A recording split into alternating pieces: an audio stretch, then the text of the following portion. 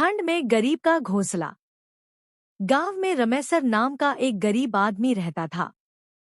गांव के लोग उसे गप्पू काका कहते थे क्योंकि उसकी गप्पे कभी खत्म नहीं होती थी।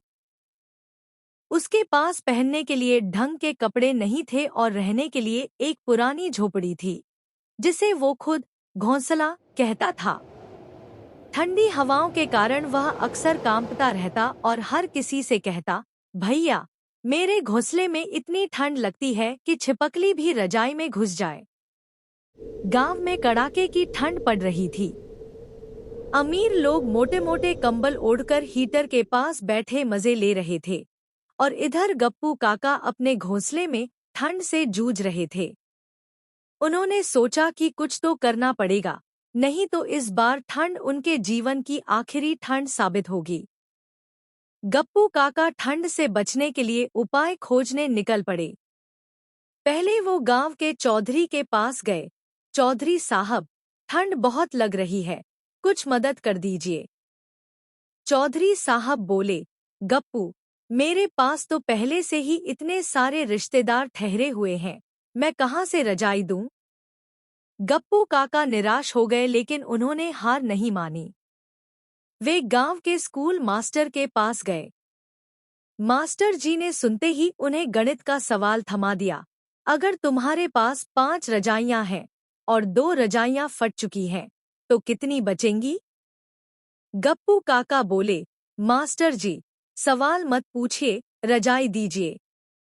मास्टर जी ने हंसते हुए कहा, मेरे पास एक पुरानी चादर है, वो ले लो। गप्पू काका ने चादर ली, लेकिन उसमें इतने छेद थे कि उसमें से हवा ऐसे आती जाती जैसे दरवाजे की चौखट से ठंडी हवा घुसती हो।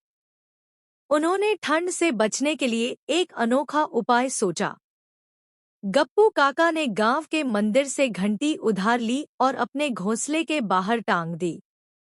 जैसे ही रात होती, वह ठंड में कांपते हुए घंटी बजाते और चिल्लाते, भूत, भूत, बचाओ। गांव वाले डर गए और बोले, काका के घर भूत है।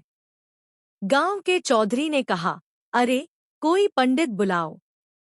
गप्पू काका बोले, भूत भगाने का एक ही तरीका है, अगर मुझे कुछ गर्म कपड़े और रजाई मिल जाए तो भूत चला जाएगा। गांव वाले डर के मारे तुरंत रजाइयां और गर्म कपड़े ले आए। गप्पू काका के चेहरे पर हंसी आ गई। वाह, यह ठंड भी क्या चीज है, अगर दिमाग लगाओ तो रजाई भी मुफ्त में आ जाती है। गप्पू काका ने सर्दियों की ठंड से बचने का अनोखा तरीका खोज लिया था।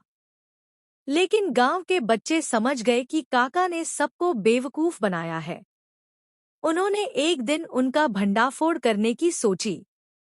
एक रात गांव के बच्चों ने गप्पू काका की घंटी चुपके से खोल ली। जैसे ही काका ने घंटी बजाने के लिए रस्सी खींची, घंटी नीचे आ गिरी और उनके पैरों पर लग गई। गप्पू काका चिल्लाए, अरे, भूत ने हमला कर दिया, बचाओ। गांव वाले हंसते हुए बोले, काका, भूत नहीं, यह तुम्हारी खुद की योजना थी जो तुम्हारे ही सिर पड़ गई। गप्पू काका ने सिर खुजलाते हुए कहा, भैया, अब तो मान गए कि बेवकूफ बनाना भी एक कला है। अब गप्पू काका को गर्म कपड़े तो मिल गए, लेकिन उनके पड़ोसी फगुआ को इससे जलन हो गई। फगुआ ने सोचा, अगर काका को ऐसे ही मुफ्त में गर्म कपड़े मिल सकते हैं, तो मैं भी कुछ कर सकता हूँ। फगुआ ने अपने घर के बाहर भूत की आवाजें निकालनी शुरू कर दी, लेकिन उसकी आवाज इतनी डरावनी नहीं थी कि कोई डर जाए। उसने एक पुराना सफेद कपड़ा ओढ़ लिया और आधी रात को गांव में घूमने लगा। गांव वाले डरकर चौधरी के पास पहुंचे। अब तो सच में भूत आ गया। चौधरी साहब ने फैसला किया कि इस बार खुद ही जाकर देखेंगे।